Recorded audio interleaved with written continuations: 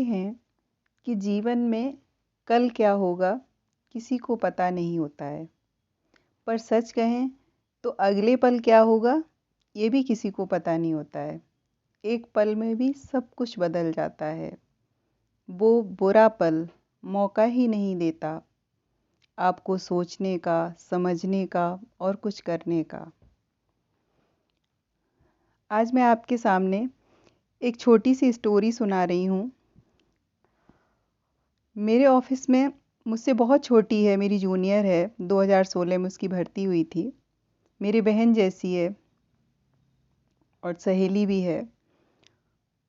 उसके पति का पिछली साल 20 जनवरी को देहांत हो गया।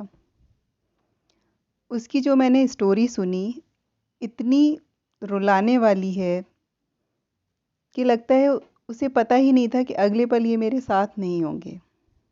वो दिन भर उनके साथ रहे, शॉपिंग की, बाइक पर घूमे, पूरे दिन मस्ती की। शाम को आए, दोनों लोगों ने साथ बैठ के चाय पी और वो अचानक एक काम के लिए जाते हैं, ये कह के कि मैं जलेबी खा के आता हूँ शालू, और गाजर लेके आऊँगा, तुम मेरे लिए कल हलवा बना देना।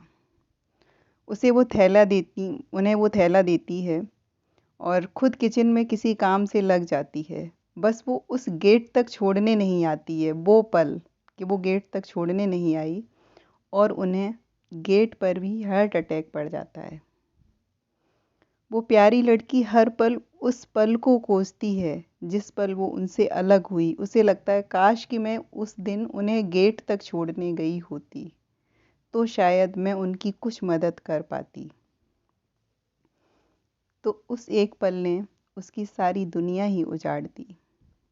उसका 1 वर्ष का मासूम बच्चा है जिसे पता भी नहीं है कि मेरे पापा कौन थे, कैसे थे, उसे कुछ याद भी नहीं है। उसका सोनम उसका नाम है। सोनम से मेरी मुलाकात दिसंबर 2016 में हुई थी और तब उसकी शादी को 1 साल पूरा भी नहीं हुआ था। मैंने उस निश्चल चंचल स्वभाव की लड़की को तब से ही बहुत स्नेह दिया, बहुत पसंद किया। वो है ही ऐसी, जिससे मिलती है उसे अपना बना लेती है। उसकी हंसती खेलती दुनिया बहुत ही प्यारी लगती थी। मैं उसे हमेशा ही दुआएं देती थी, सोनम तुम हमेशा खुश रहो, ऐसे ही मुस्कुराती रहो। पर फिर अचानक उसके जीवन में ये घटना घट जाती है जिसने उसका सब कुछ छीन लिया। पता नहीं मैंने उसे कितना सहारा दिया, मैं उसके साथ कितना रह पाई, पर उसे मेरा साथ बहुत अच्छा लगता है। जब उसके हस्बैंड थे तो वो मेरे लिए बहुत ही हेल्पिंग थी। वो भैया भी इतने अच्छे थे।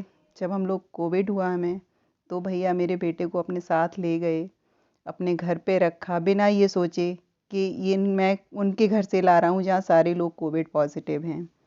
ऐसा उस समय कोई अपना भी नहीं कर रहा था।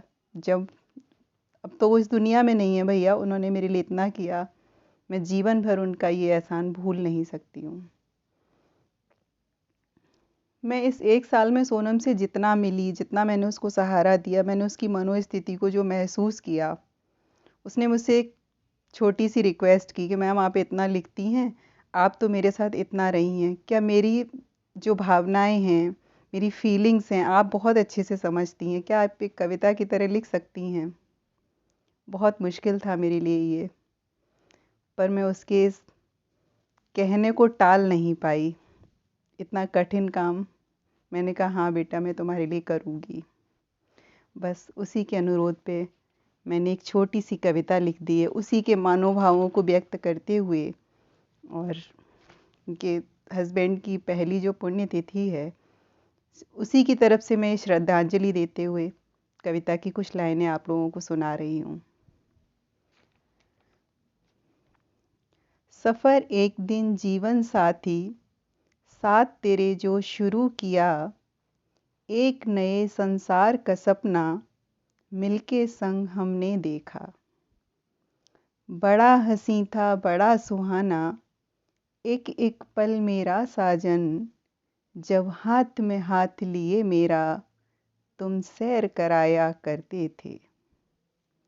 कितनी इठलाती फिरती थी, कितना खुद पर इतराती थी, पाकर के तेरा साथ प्रिय मैं फूली नहीं समाती थी। इसी बीच साजन दुनिया में जब अपना बेटा आया, उसकी किलकारी सुनकर हम दोनों का दिल हर्ष आया। अपना घर संसार सुहाना कितना प्यारा लगता था। हाथ पकड़ हम दोनों के प्रिय, हाथ थाम हम दोनों के प्रिय, साथ चला जब करते थे तुम। फिर एक दिन तुम बीच राह में, फिर एक दिन तुम बीच राह में छोड़ हमें कहाँ चले गए। 7 जन्म का बंधन प्रियवर पल में कैसे तोड़ गए। 7 जन्म का बंधन प्रियवर पल में कैसे तोड़ गए। इतना कोसूं मैं उस पल को जिस पल हुए अकेले तुम।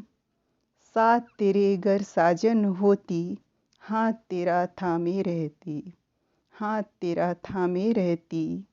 और जहाँ भी तुम जाते मेरे साजन, मैं भी संग संग चल देती, मैं भी संग संग चल देती।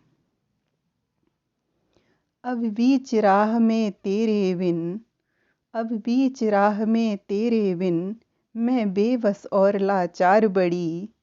पल पल राह तुम्हारी तकती, उसी मोड़ पर बैठी हूँ, उसी मोड़ पर बैठी हूँ जहाँ साथ मेरा तुम छोड़ गए।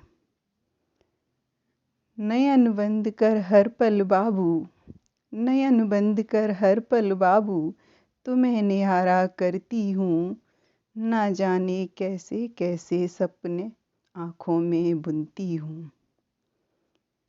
तभी अचानक आने का एहसास तुम्हारे होता है।